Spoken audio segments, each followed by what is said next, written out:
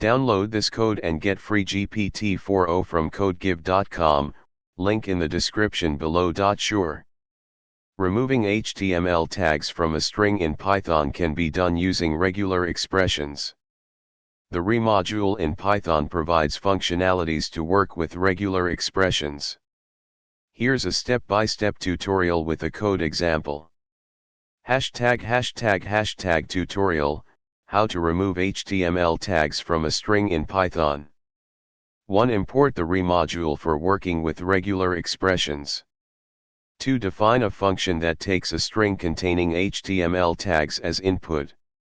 3. Use the re.sub function to replace all HTML tags with an empty string.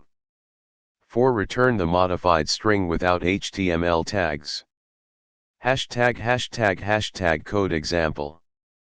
### output. In the code example above, the remove _HTML tags function uses a regular expression to match and remove all HTML tags, including nested tags, from the input text. You can use this function to clean up any HTML content and extract plain text from it.